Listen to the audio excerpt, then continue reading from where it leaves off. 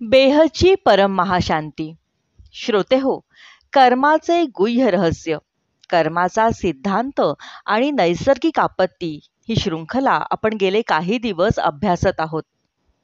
आज या शृंखलेमधला भाग 5वा बघणार आहोत.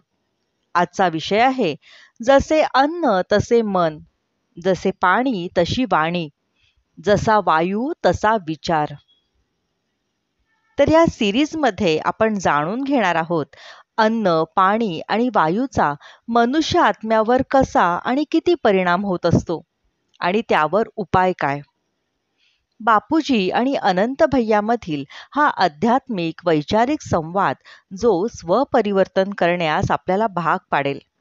चला तर मग ऐकूयात. अनंत भैया. परम शांती बापूजी. आजच्या मनुष्याला जर या व्हिडिओमधून ज्ञान सुद्धा मिळेल आणि ते त्यांचे स्वपरिवर्तन करण्याचा प्रयत्न देखील करतील, परंतु मृतक आत्मा काय करणार. बापूजी म्हणतात त्याचे असे आहे, मी जे ज्ञान देत असतो ते ज्ञान खूप आहे. मी अव्यक्त स्वरूपामध्ये राहून ज्ञान ऐकवत असतो.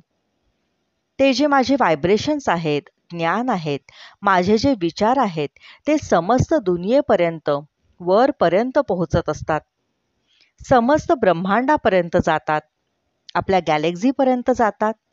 सर्व काही परिवर्तन होत आहे असे आम्ही म्हणत नाही, परंतु सकारात्मक काय नकारात्मक काय, जिथे सकारात्मक विचार असतात तिथे मोठमोठे कॅमेरे लावून अनेक सूक्ष्म जगतातील आत्मे ते ऐकत असतात.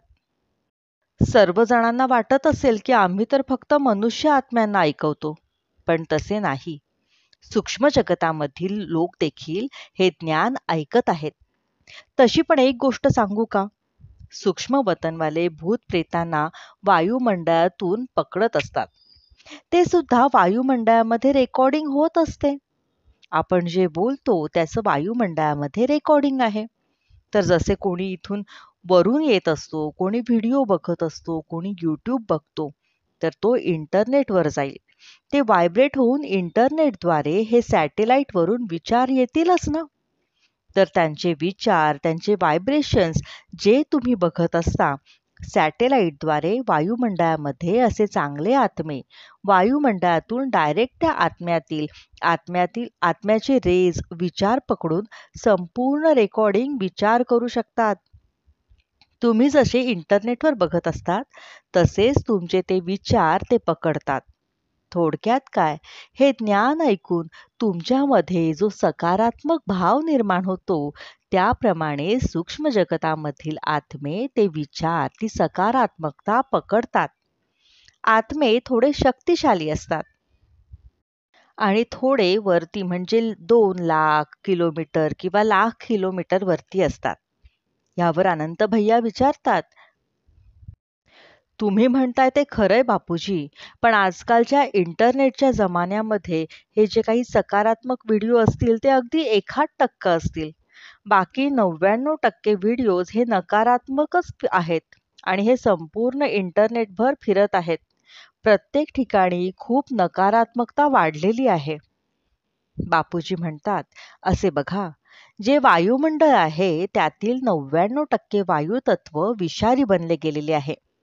वायुमंडळामध्ये 1% कॉस्मिक शक्ती आहे. तिला मी गोल्डन कॉस्मिक म्हणतो. अनंत भैया म्हणतात, बापूजी आम्हाला हे सांगावे, हे गोल्डन कॉस्मिक येथील मनुष्य आपल्या आभामंडळामध्ये कसे आणून स्वपरिवर्तन करू शकेल. बापूजी म्हणतात, हे गोल्डन कॉस्मिक हे फक्त 1% आहे. त्याला प्राप्त करण्याऐवजी तुम्ही डायरेक्ट सर्वोच्च परमात्म्याला शरण जावे, तर तुम्ही सर्व ग्रहांच्या चक्रातून देखील मुक्त व्हाल. तुम्ही ज्योतिषशास्त्राच्या चक्रामध्ये सापडणार नाही, कोणत्याही भूत प्रेताच्या चक्रात सापडणार नाही, कोणालाही बळी चढवणार नाही. पहिले तर तुम्हाला या धर्म जातीपातीच्या पलीकडे जावे लागेल. नव्या दुनियेसाठी नवीन विचार हवेत. हे असे जुने पुराणे विचार बदलले पाहिजेत. सर्वोच्च परमात्मा कोण आहे यावर माझा एक व्हिडिओ आहे. तसेच द सिक्रेट ऑफ योगा या एका व्हिडिओमध्ये योग कसा करावा हे देखील मी सांगितले आहेत. हे सर्व व्हिडिओ जरूर बघावेत. सर्वोच्च परमात्म्याशी कनेक्शन करून योग लावावा. त्याच्याकडून शक्ती घ्यावी.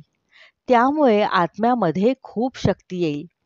जशी आत्म्यामध्ये शक्ती येत जाईल तशी तुमची विचारसरणीची स्पंदने सकारात्मक होतील. तुमचे घर मंदिर बनेल. पहिले तर तुमचे स्वपरिवर्तन होईल.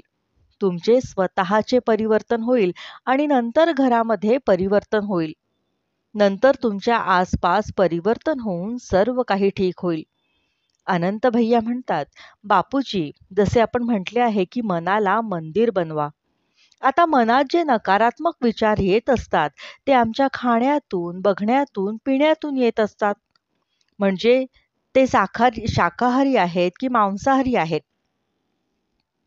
असे वेगवेगळे आहार असणाऱ्या लोकांची विचारसरणी कशी बदलेल? कारण की हे बदलणे अतिशय कठीण काम आहे. बापूजी म्हणतात, असे बघा, जसे अन्न तसे मन. मनाचा आधार कोण आहे? अन्न. जसे पाणी तशी वाणी. जसे पाणी पिणार तशी तुमची वाणी होणार.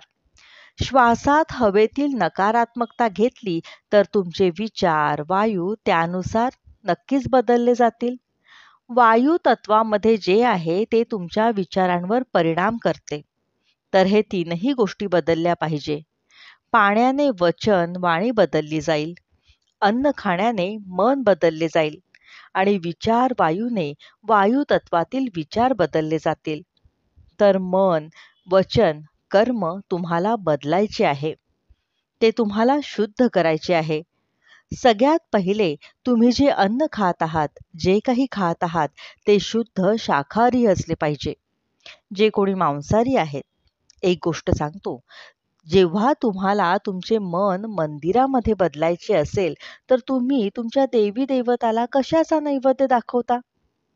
पहिले तर तुम्ही हा विचार करा, ज्या तुमच्या देवी देवता आहेत त्यांना तुम्ही मांसाहाराचा भोग चढवता का?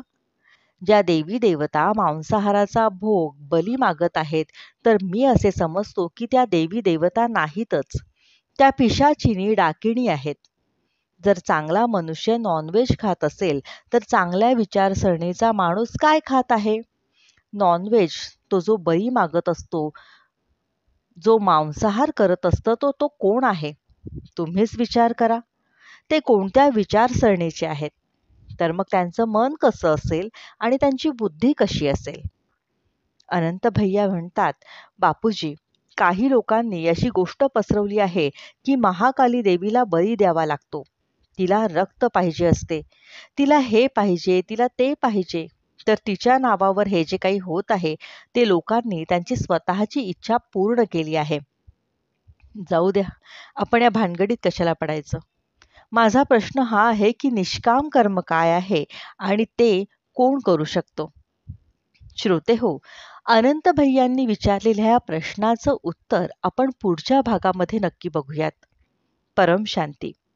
हा व्हिडिओ आवडल्यास ह्याला लाईक, शेअर आणि कमेंट करायला विसरू नका. बेहदची परम महाशांती.